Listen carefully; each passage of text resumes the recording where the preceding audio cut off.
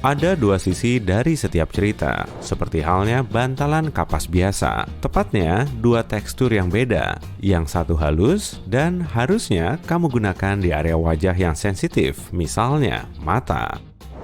Sisi yang lebih kasar bisa untuk menghapus make up dan membersihkan wajahmu di area yang kurang sensitif seperti dahi. Jika suka tanaman hias di dalam ruangan, mungkin kamu sudah melihat bahwa pot bunga berlubang-lubang di bawahnya. Lubang ini menjadi alasan tanaman hidup dengan subur. Lubang di dasar pot sangat penting untuk drainase air. Berkat lubang ini, kamu bisa mencegah penumpukan air yang akhirnya bisa merusak tanamanmu. Berkat lubang ini juga, akar bisa tumbuh dan berkembang keluar dari potmu.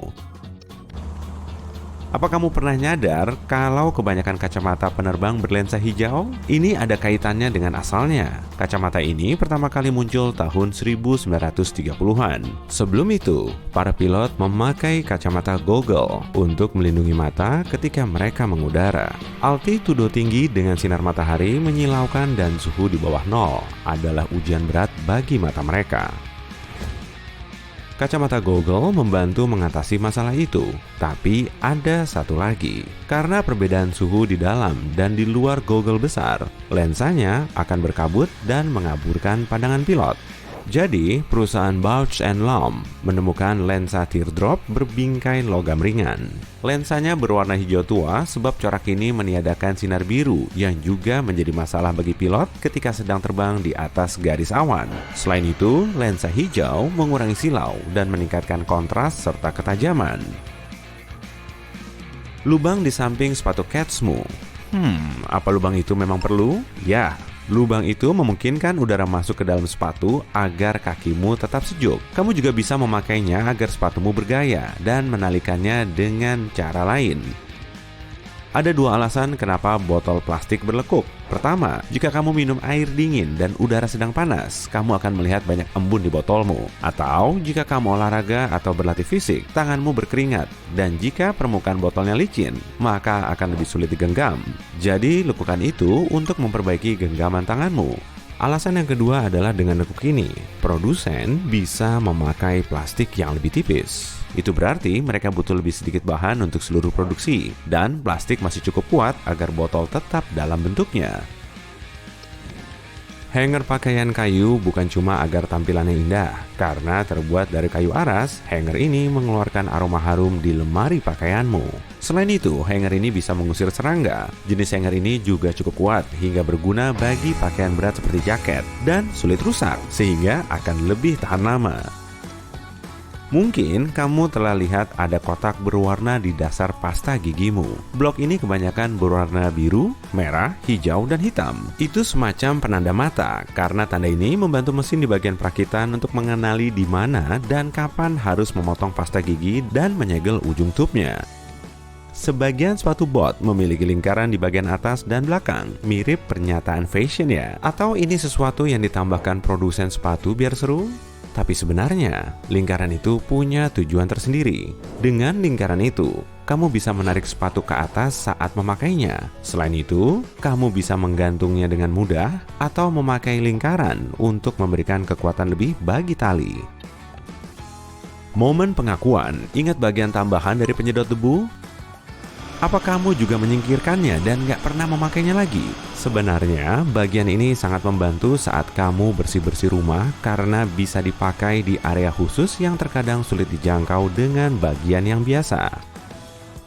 Kita semua tahu kegunaan pengupas sayur, tapi selain untuk mengupas wortel dan kentang, kamu bisa memakainya untuk mengupas bawang. Mengupas bawang dengan alat ini bisa lebih cepat daripada memakai pisau. Selain itu, akan mencegah kamu meneteskan air mata. Sebagian sweater memiliki sesuatu yang sangat spesifik di area lehernya. Tambalan berbentuk huruf V yang bisa kamu lihat di bagian tengah kerah leher.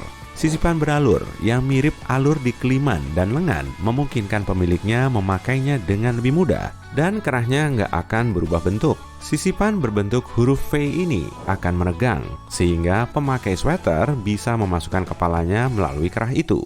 Tambalan ini juga bertujuan untuk menyerap keringat.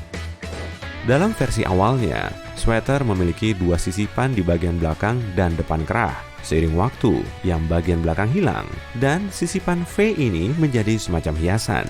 Sebab produsen mulai menjahit tambalan ini di kerah tanpa memakai bahan beralur yang dulunya mereka tambahkan.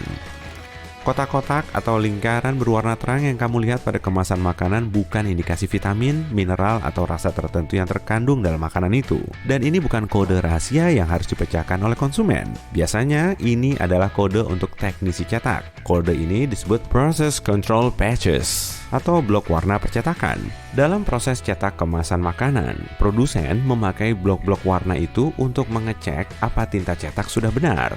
Mereka membandingkan warna dari blok yang mereka cetak untuk memastikan produk yang dicetak memiliki kualitas yang konsisten dan dapat dikenali di seluruh dunia. Mayoritas percetakan cuma menggunakan 4 warna, kuning, magenta, shane, dan hitam.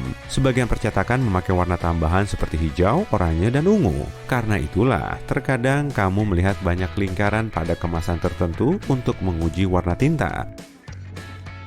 Garis tepi pada buku tulis. Garis ini bukan untuk dijadikan semacam panduan untuk mencatat dan menulis. Seseorang memperoleh solusi potensial yang diharap melindungi karya tertulis dari tikus. Dulu, tikus adalah penghuni yang sangat biasa di rumah manusia. Tikus dikenal karena makan apa saja, seperti kertas misalnya. Maka, orang mulai menambahkan garis tepi yang lebar sebagai hidangan pembuka yang diharapkan membuat tikus kenyang. Dengan cara ini, tikus nggak akan ingin menyantap hidangan utamanya, halaman yang ditulis. Jas memiliki lubang kancing di dekat takik merah. Produsen membuatnya dalam keadaan tertutup hingga kamu nggak akan bisa membukanya tanpa merusak jasmu.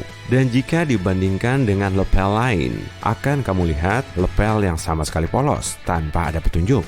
Kamu tak akan menemukan lubang kancing tanpa pasangan pada jas saja. Kemeja camping, peacoat, dan beberapa jenis pakaian lain juga memilikinya. Dan ini ada kaitannya dengan sejarah lepel, yang paling awal muncul di pertengahan abad ke-19.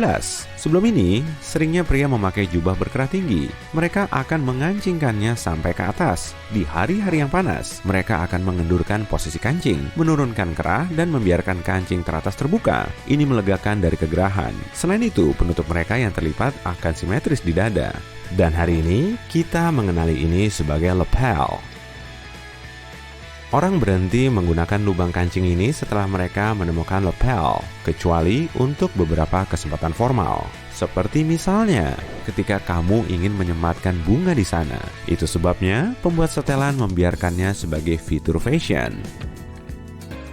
Kantong teh sangat mudah menebak untuk apa gunanya, tapi kantong teh bisa berguna saat kakimu berbau setelah hari yang panjang dengan bersepatu. Masukkan sekantong teh yang tak terpakai tentunya ke dalam sepatumu di malam hari. Ketika kamu bangun, kantong teh akan menyerap semua bau yang tak diinginkan. Tapi pastikan untuk membuangnya. Kamu nggak mau minum teh dengan aroma khusus kan?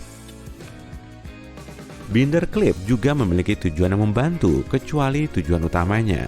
Kamu bisa menjepit uangmu untuk menyatukannya. Hal yang sama berlaku dengan klip kertas. Jika gelang kesayanganmu putus dan kamu lagi mencari cara untuk menyatukannya, klip kertas bisa membantu. Cukup kaitkan satu klip di tiap ujung gelang. Pilin dengan ringan dan gelangmu siap dipakai lagi.